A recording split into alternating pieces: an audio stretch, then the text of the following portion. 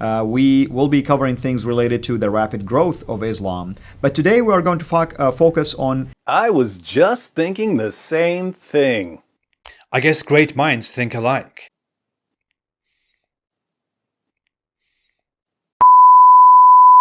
The Muslim sources contain more than 30 references to Muhammad wearing women's clothing. I'll include several examples in the link I mentioned. The narration we looked at in Bukhari uses the word thawb, which is like our word garment in that it can refer to a man's garment or a woman's garment.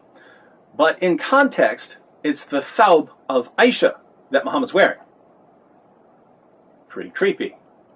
Some of the sources, however, including Sahih Muslim, say that Muhammad was in Aisha's mirt, which refers specifically to a woman's garment, more like our word dress. Moreover, if you look up the word mirt, you'll find that the Prophet, peace be upon him, used to leave home while being in a mirt. So this was something that he was doing publicly, apparently. Notice that the English translate the word mirt into blanket.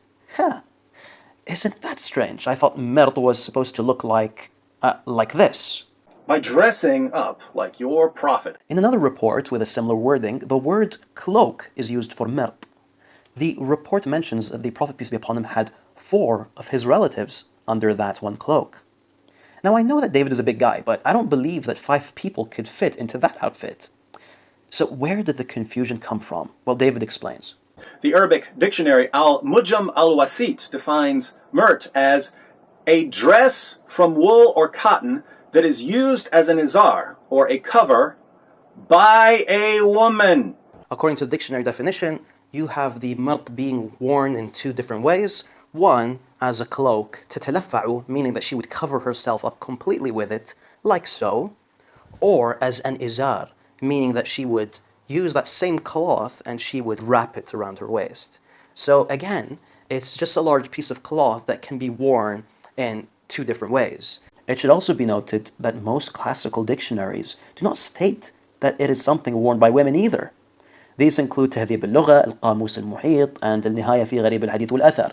Ibn Manzur adds that a mirt is any type of clothing that isn't tailored. In other words, it does not look like this. Well, that was a huge waste of time. I mean, I can't believe I'm actually putting some effort, some of my time into responding to a garbage argument like this. It just goes to show you, I mean, this is what happens. When your heart is filled with hatred, you make these unfair accusations. Again, forget about the ahadith that condemn cross-dressing or condemn men acting like women and women acting like men. Forget about all that stuff. Just think about it. 7th century Arabs submitting to the rule of a cross-dresser. Really, really. You talk about things that you know little to nothing about, and you dress up in your wife's undergarments. Well, I guess that wasn't a complete waste of time. At least we got, David would make a complete mockery out of himself. So yeah, at least we got that. Wassalamu alaikum wa rahmatullahi wa barakatuh.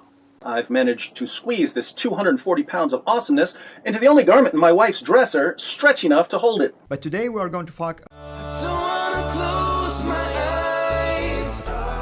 don't wanna fall asleep 'cause I miss you, babe.